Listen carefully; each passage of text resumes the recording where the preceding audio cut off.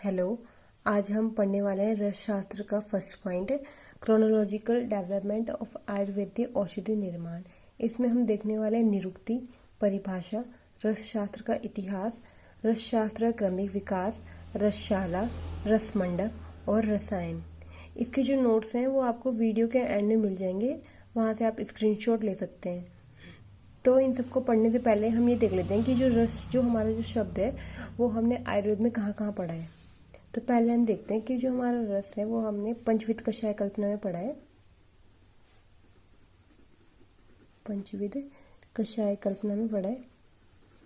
ये हमारी 5 होती है, स्वरस, कल्क, क्वाथ, हिंग, फांट। इसमें भी हमारा रस शब्द आया है।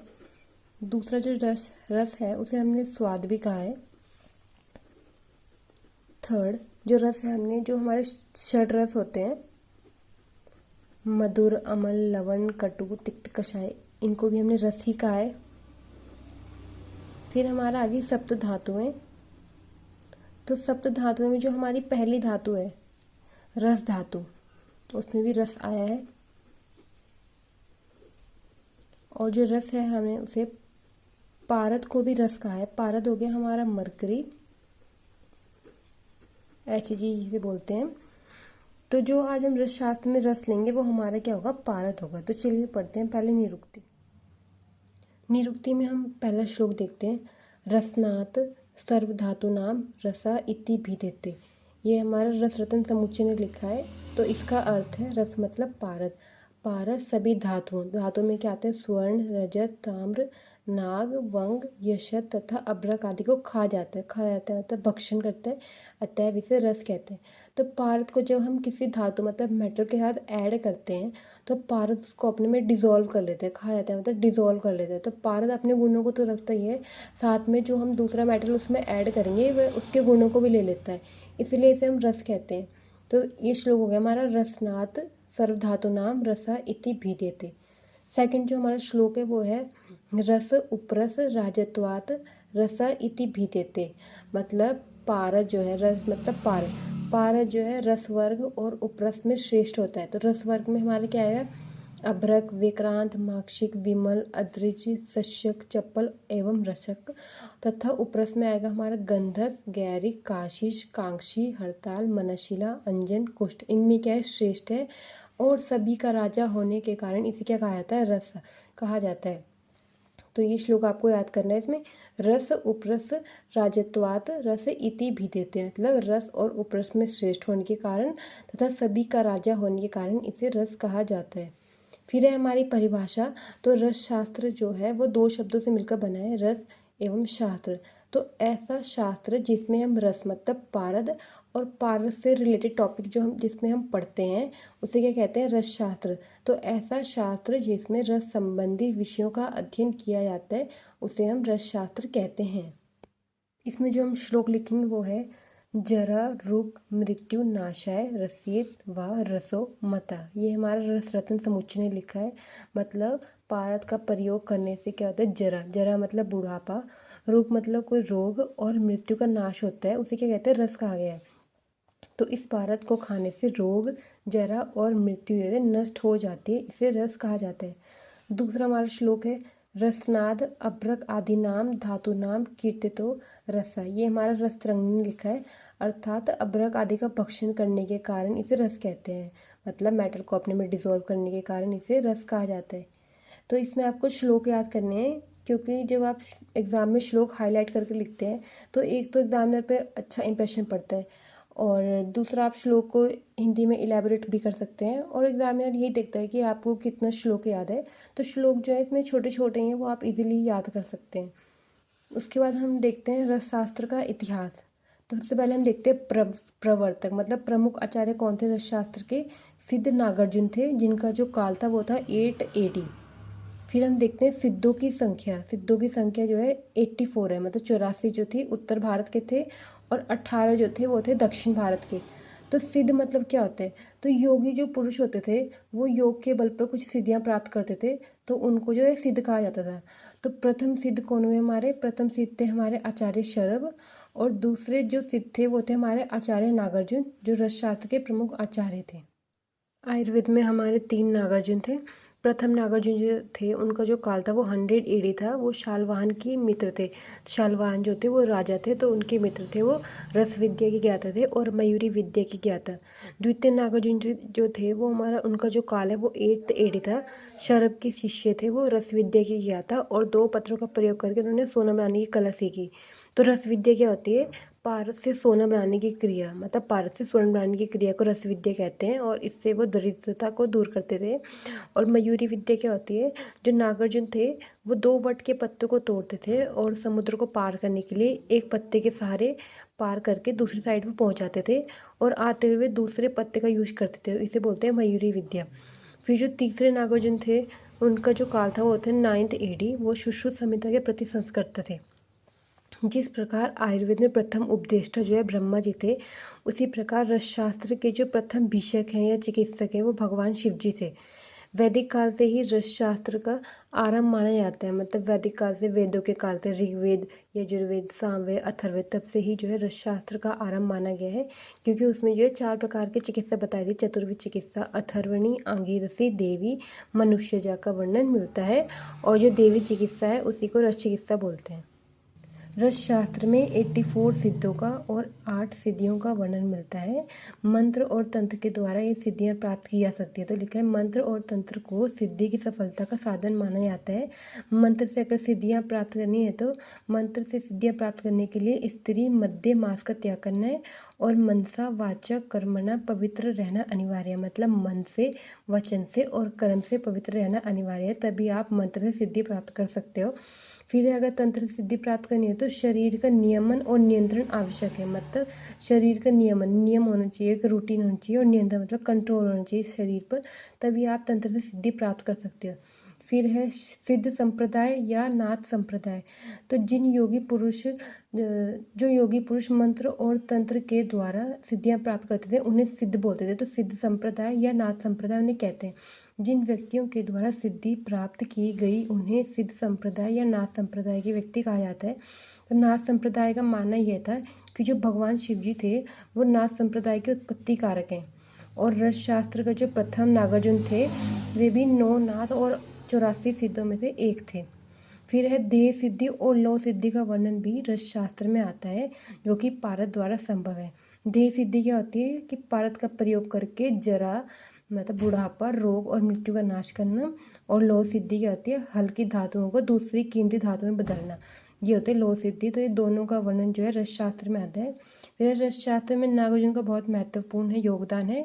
नागार्जुन और सिद्ध नागार्जुन के बारे में भी शास्त्र में वर्णन प्राप्त होता है। अब देखते हैं वैदिक काल। तो वेदों में भी भेषज कल्पना का इतिहास आया है। भेषज कल्पना का लिखित इतिहास वेदों में बताया गया है। प्राचीन वेदों में औषध एवं आहार का प्रचुर मात्रा में वर्णन है। 3 युग पहले जो थे देवताओं ने 107 औषधियों का वर्णन किया था, जिसमें उन्होंने सोम को प्रमुख माना है, और इसे औषधों का राजा भी कहा गया है। वेदों में सोम रस का निर्माण का वर्णन नहीं है, मतलब इसका प्रिपेयर कैसे करेंगे ये नहीं बताया गया है। तो इसका जो है हम स्वरस फॉर्म में इसको यूज करते हैं। उसके बाद है संहिता काल। संहिता काल में सबसे पहले हम देखते हैं चरक संहिता। तो चरक में पंचविध कषाय कल्पना का वर्णन मिलता है। पंचविध कषाय कल्पना का प्रयोग जो होता है व्याधि और रोग के बल पर निर्भर करता है।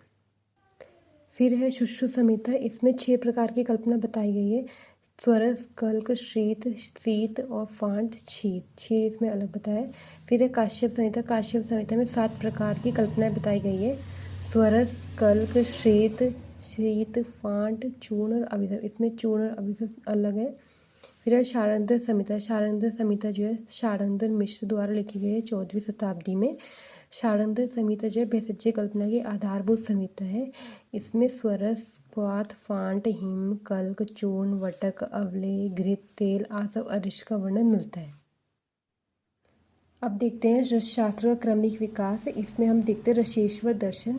इसमें है रसशास्त्र का विकास धातुवाद के लिए नहीं बल्कि शरीर को स्थिर करके मुक्ति प्राप्त करना ही मुख्य प्रयोजन है। मतलब रसशास्त्र में हम केवल धातुवाद ही नहीं पढ़ते, केवल मेटल्स के बारे में नहीं पढ़ते, बल्कि इसमें हम ये भी पढ़ते हैं कि शरीर को कैसे स्थिर करना है, कैसे शरीर की रक्षा करनी है, और रोग और जरा से मुक्त करना ही इसका मुख्य प्रयोजन है। तो इसके मुख्य प्रयोजन 2 हो गए, धातुवाद के साथ देह सिद्धि भी हो गए।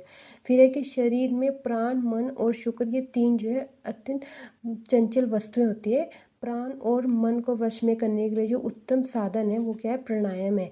और शुक्र की जो अधोगति होती है उसको योगिक क्रियाओं के द्वारा हम ऊर्ध्वगामी करने का विधान है, जिसको हम क्या बोलते हैं, व्रजोली मुद्रा भी कहते हैं। व्रजोली मुद्रा से जो शुक्र की अधोगति है वो ऊर्ध्वगति हो जाती है। फिर हम देखते हैं क्रमिक विकास में पहले वैदिक काल, प्रागैतिहासिक काल, गुप्त काल, संहिता काल, रस शास्त्र का पूर्ण काल। वैदिक काल में सबसे पहले हम देखते हैं ऋग्वेद। ऋग्वेद में ताम्र के साथ हिरण्य, हिरण्य में हिरण्य मतलब सुवर्ण, कांसे का उपयोग मिलता है। यजुर्वेद में हिरण्य, अयस, श्यावलो, शीश, त्रपु का उल्लेख मिलता है। अथर्ववेद में रजत, लोहित, अयस, श्याव, अयस, शीश का उल्लेख मिलता है। फिर प्रागैतिहासिक काल मतलब इतिहास से पहले का काल, जिसे सिंधु घाटी की सभ्यता बोलते हैं।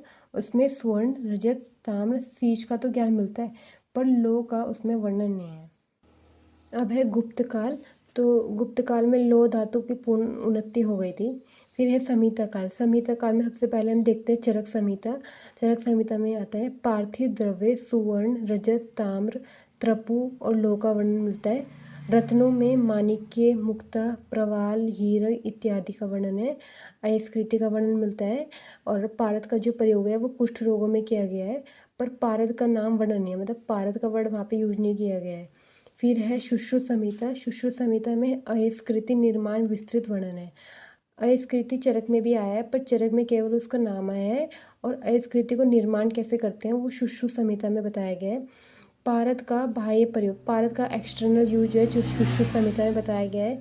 फेनासम का सर्वप्रथम प्रयोग भी सुश्रुत संहिता में आया है। धातुओं और रत्नों का जो चरक संहिता से और अधिक स्पष्ट वर्णन जो है सुश्रुत में मिलते हैं। फिर है अष्टांग संग्रह और अष्टांग हृदय। अष्टांग संग्रह में पारद का इंटरनल यूज बताया गया है, अंता प्रयोग, और सुवर्ण माक्षी को रसायन कहा गया है। अष्टांग हृदय में अक्षी रोगों में पारद का अंजन प्रयोग करना बताया है। फिर है रसशास्त्र का पूर्ण काल। तो 7वीं सदी तक रसशास्त्र का विकास नहीं हुआ था। 7वीं सदी के बाद क्रमिक विकास पूर्ण हुआ। अब हम रस शास्त्र संबंधित कुछ ग्रंथ याद कर लेते हैं जो आपके एमसीक्यू में भी आ जाते हैं और पीजी के पेपर में भी पूछे जाते हैं। तो मैंने कुछ ही लिखे हैं जो इजीली याद हो जाएंगे। तो पहले जो है रसेंद्र मंगल है, उनके लेखक कौन है, द्वितीय नागार्जुन। तो ये कैसे याद करेंगे, रसेंद्र में जो ना आ रहा है उससे याद कर लेंगे, ना से नागार्जुन। तो रसेंद्र मंगल के हो गए द्वितीय नागार्जुन।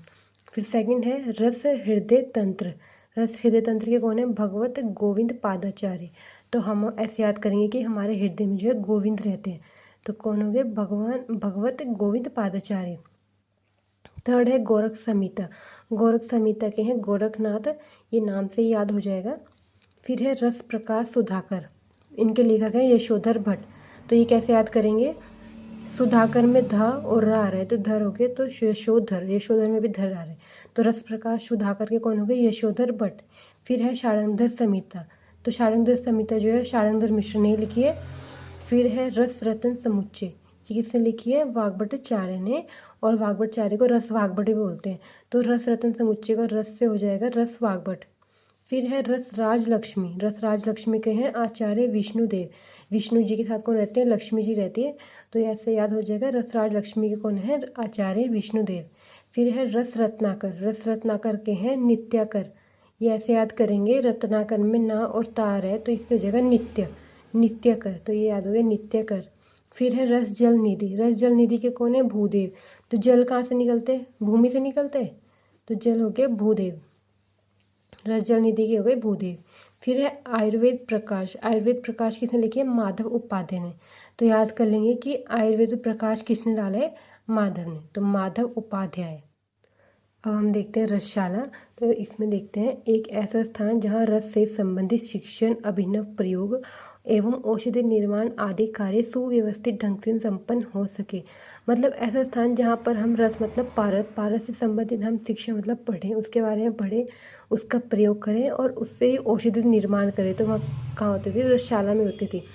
प्राचीन काल में रसशाला निर्माण का जो मुख्य उद्देश्य था वो यही था कि पारद को देहवाद और लोहवाद के लिए उपयोगी बनाना था। तो पहले भी हम ये पढ़ चुके हैं कि देहवाद क्या होता है, पारद का प्रयोग जरा रोग और मृत्यु को नाश करने के लिए किया जाता था, और लोहवाद होता था कि हल्की धातुओं को दूसरी कीमती धातुओं में बदलना। इसके अतिरिक्त रसशाला में अन्य औषधियों का भी निर्माण किया जाता था। रसशाला के संचालन में 4 घटक महत्वपूर्ण होते हैं: गुरु, शिष्य, कालिनी और परिचालक। पहले देखते हैं योग्य गुरु के लक्षण क्या होते हैं।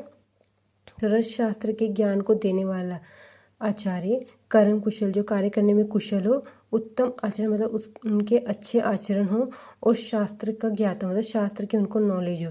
फिर है रसशास्त्र का विभिन्न प्रक्रियाओं, जारना आदि को जानने वाला हो। विज्ञान मतलब उनको नॉलेज हो।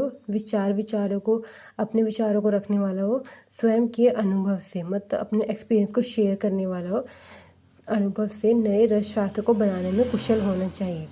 फिर है योग्य शिष्य के लक्षण, जो सदा गुरु की आज्ञा मानने वाला हो, सदाचार हो, अच्छे आचरण वाला हो, सत्वमान हो मतलब मन का दृढ़ हो, आलस्य रहित हो, आलस्य नहीं करता हो, परिश्रमी हो मतलब मेहनती हो, गुरु का भक्त हो और अहंकार रहित हो। वो क्या होता है योग्य शिष्य के लक्षण। अब है कालिनी स्त्री के लक्षण। तो जिस स्त्री के बाल घुंघराले होते हैं, स्निग्ध होंगे, कमल जैसे नेत्रों वाली सुंदर युवती, जिसका शरीर सुविभक्त हो, मधुर भाषण वाली हो, व जिससे पारस का समुचित प्रयोग शरीर पर हो, वह क्या होती है कालिनी स्त्री होती है। फिर योग्य परिचारक के लक्षण, जो रस कर्मों में सहायक हो मतलब सहायता करने वाला हो, रस कर्मों का ज्ञानी हो मतलब रस कर्मों के बारे में उसको नॉलेज हो, परिश्रमी हो, मेहनती हो, बलवान होगा, अच्छे आचरण वाला होगा, वो क्या है योग्य परिचारक के लक्षण। फिर है रसशाला स्थान चयन। रसशाला हमें कहाँ बनानी है, जो स्थान जो है भय और आतंक रहित हो, धर्म राज्य हो मतलब जहाँ पर शिव जी और पार्वती जी की पूजा स्थल हो, शुभ लक्षणों युक्त नगरी हो, और नगर के चारों ओर जो 4 दीवारी हो, और सम्यक वात आयतन हो मतलब कि खुली हवा आती हो, ऐसे स्थान पर रसशाला बनाने चाहिए। अब है रसशाला में संग्रह योग्य औषधियाँ क्या क्या होनी चाहिए। महारस, उपरस, साधारण रस, धातु, उपधातु, रतन, उपरतन इत्यादि। फिर है रसशाला संग्रह योग्य उपकरण क्या क्या उपकरण होने चाहिए।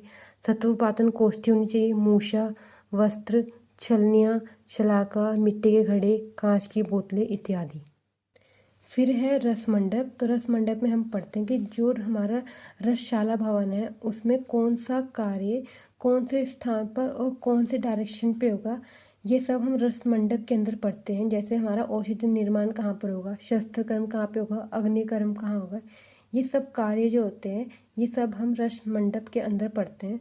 तो इसको हम याद करते हैं विद ट्रिक्स। अब हम रसशाला निर्माण करते हैं।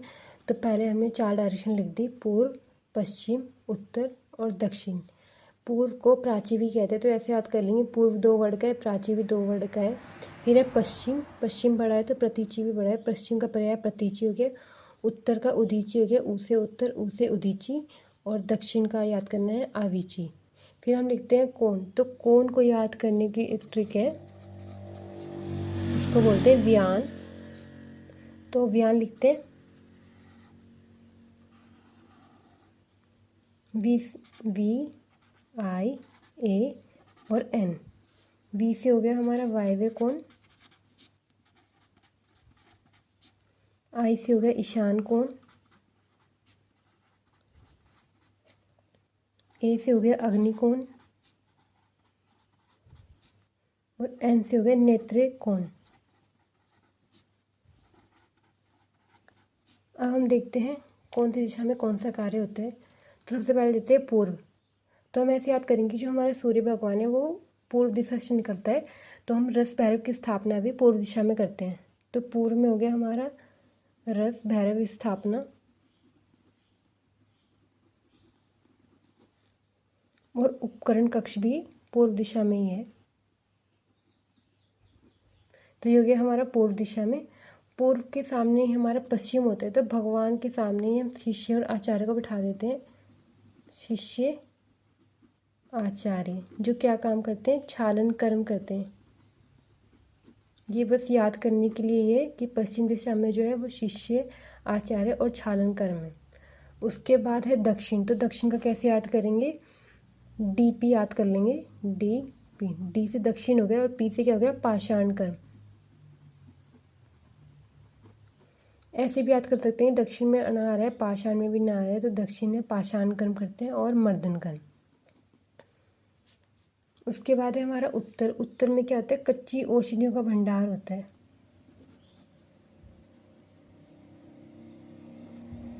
कच्ची औषधियों का भंडार। अब हम देखते हैं कोण में, तो वायव्य कोण पहले देखते हैं। वायव्य कोण, तो वायव्य कोण क्या करती है, शोषण कर्म करती है। तो वायु मतलब वायु, वायु क्या करेगी, शोषण मतलब सुखाने का काम करेगी, तो ये हो गया शोषण कर्म। फिर है ईशान कोण। ईशान कोण में कहते हैं रस सिद्ध औषधियों का संग्रह होता है, मतलब बनाई हुई औषधियों का जो संग्रह होता है वो ईशान कोण में होता है। रस सिद्ध औषधियों का संग्रह। फिर है अग्निकोण। अग्निकोण में अग्निकर्म होगा। फिर है नेत्र कोण। तो नेत्र कोण में ऐसे याद कर सकते हैं, नेत्र से नेत्र ले लो, और नेत्र को क्या बोलते हैं कि नेत्र जो है सबसे बड़ा शस्त्र है हमारा। तो नेत्र कोण में सब जो होता है वो शस्त्र कर्म होता है। तो ये था हमारा रसशाला।